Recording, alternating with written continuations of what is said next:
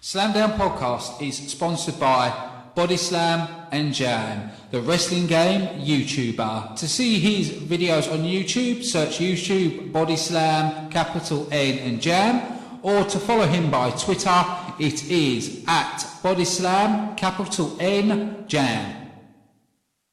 Welcome to another episode of Slamdown podcast. Today we're going to be covering everything Smackdown. Before we move on, I do want to confirm some news. I am in talks with a TNA knockout. A day has been agreed, but not a date.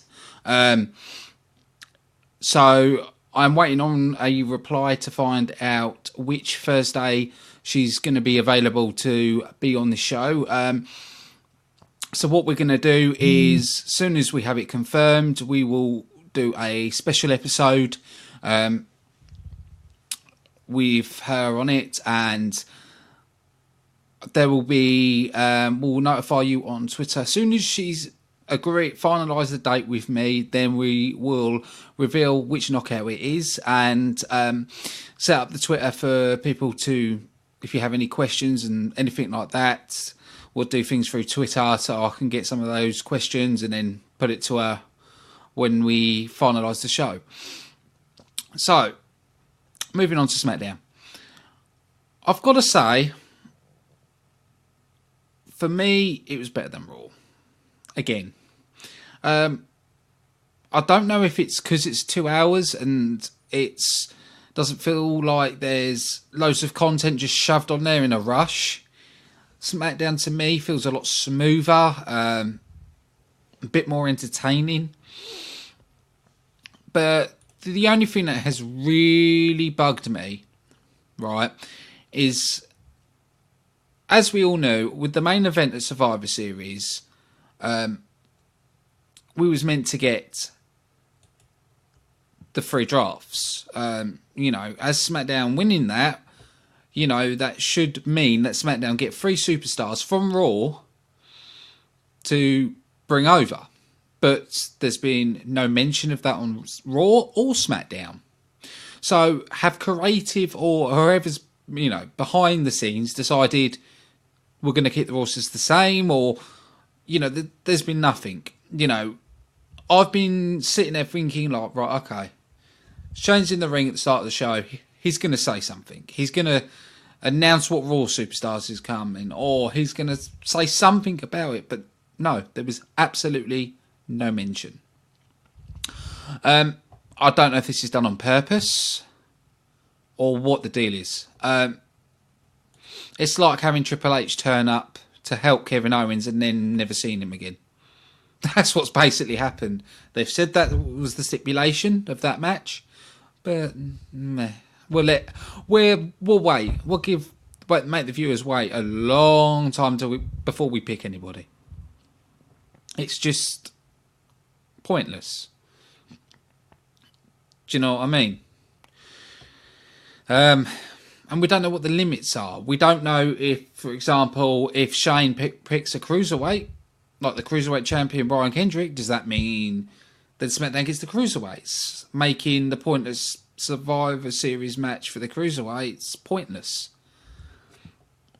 It worries me a little bit. But I did notice as well, AJ Styles wasn't had anything that had the club on it. So is this finally saying the club's over? It's not going to... I don't get what they're doing with it either. Because I think splitting the club up was the worst mistake. Because you could have had AJ Styles and the club back together, and you could have sort of done it in a way where the club get the SmackDown Tag Team titles, and AJ still got his beef with Dean Ambrose, and says to Dean Ambrose, do you know what? You get your buddies, I've got my buddies, and we could have had the Shield versus the club, but the Shield only being a one-off match. Because they would have had to done away whether Raw agrees to it and this and that. I'm still not overly keen on the draft because I'm still unhappy with the team breakups, but I can understand why they've done it. But let's dig in more into the SmackDown show. We saw Shane McMahon at the start of the show in the ring complimenting Randy Orton and Wade Barrett, you know, for the performance at Survivor Series. And then we saw the Lunatic Fringe, Dean Ambrose, come down. I'm not going to go full detail into things because I'd rather people watch it themselves. But basically boiled down to where he announced that James Ellsworth was getting a contract. AJ wasn't happy and basically said that if he wants it, he's got to earn it. And said that that Ellsworth should face him in a ladder match for the contract. So the match was booked, but also Dean Ambrose was banned from the building. Then we went into... we saw an instance where Daniel Bryan went up to The Miz, because Miz was doing a photo shoot. A little bit of a promo there, and then told him, because of Baron Corbin, Kalisto didn't get the cruiserweights and feels like Kalisto should have a match for the Intercontinental title. So they set up the match for The Miz against Kalisto. You knew what was coming up. Baron Corbin interfered. But SmackDown had enough of this, so they made a match with Kane taking on Baron Corbin. We saw a couple of skits backstage as well, where Dean Ambrose came back with food, offered Shane food, and then Shane was like, please, Dean, just leave the building. And then we saw him come back in a Canadian uniform. And you could see Shane getting really stressed out with this, where Daniel Bryan steps in, says Shane to go home, and asks Dean to leave the building. After that, we had the tag team turmoil, where obviously they threw all the tag teams at it. Start off with, it was pretty average. But then when it came to the Usos and American Alpha, wow. I just want to quickly cover on the Usos. I think they're changing their attitude is fantastic. I think they sort of, when they were the face and then they were put with Roman Reigns, hurt them, and then they got pushed down because of that. So telling them heel, having them a complete change of attitude with them has worked wonders. I think the Usos are relatable again. You could even put them as champions and people would be happy. But it was American Alpha that managed to overcome the Usos. It was a brilliant match. It's probably one of my highlights. After that, on the Titantron, we saw Randy Orton, Bray Wyatt, and Luke Harper in the back, and basically said it's not over, and that they will be going against American Alpha next week for the number one contender spot. Which I'm kind of surprised, because I thought they was going to push Randy Orton to go for the main title. Thing I'm a little bit concerned about is once the Dean Ambrose and AJ Styles feud is over, who's next to go against AJ Styles?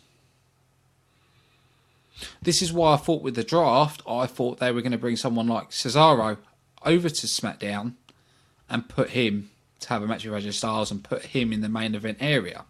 That's what I originally thought was going to happen. Could still happen, but you know, we have to find out, wait and find out if the WWE ever mention it or if it ever is going to happen. Then we saw a match with Becky Lynch and Natalya.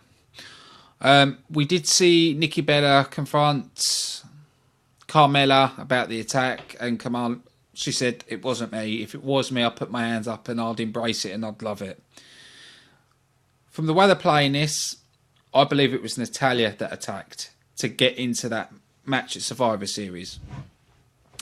But we saw Becky Lynch getting the victory. And we also know that Alexa Bliss will get her match at TLC, her rematch for the title.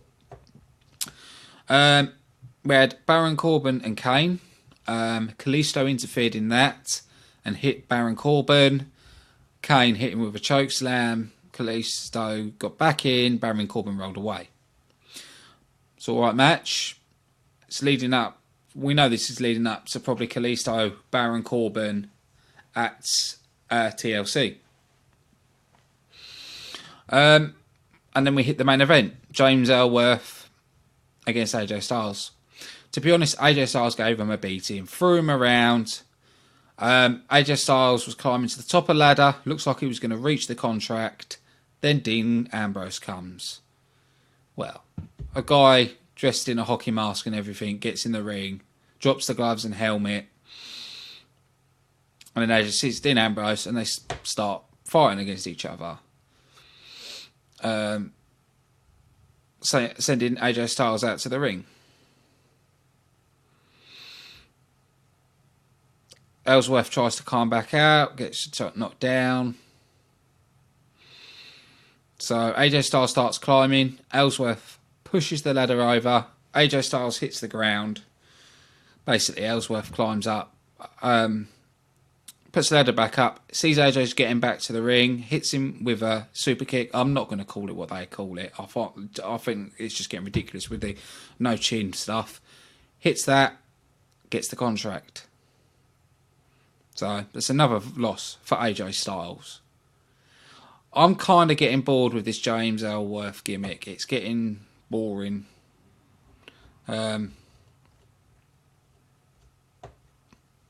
It just seems, especially with Raw and SmackDown, it seems like everything's on repeat. It's like they can't come up with anything new. You know, it's like our rivalries seem to last over 3 pay-per-views now, which that never happened before. You know, it would end at a pay-per-view, be the end of it. Sometimes it'd last 2, but never really over that. You know, it's... I can't get my head around it. But that's the WWE for you. But like I said, it was a good SmackDown. You know, I still want to know what's happening with the draft stuff. So I think that's about it, really. There isn't much more I can indulge into SmackDown, to be honest. It was better than the last SmackDown. That's about it. You know, there's a lot of superstars we haven't seen, or, you know, Kurt Hawkins comes in, we see him a couple of times, and now we don't see him. God knows what's going on. But no, that's everything for SmackDown Talk. We will be back on Monday with TNA Talk. Also, like I said, I am in talks with TNA Knockout. So next week there will be a show. Well, hopefully will be a show if the dates we're talking about, if she can confirm that date's fine, and then I will start advertising it and release which knockout it is. But I want to say a big thank you to everybody watching. Big thanks to our sponsors, Body Slam and Jam. We are looking for more sponsors. If you wish to sponsor SmackDown, please contact me either on their Facebook page or at the Twitter, which is at SlamDownLive. Or you can even go through the website, which is slamdown.co.uk. So big thanks to everybody watching, and we'll see you on Monday for TNA Talk.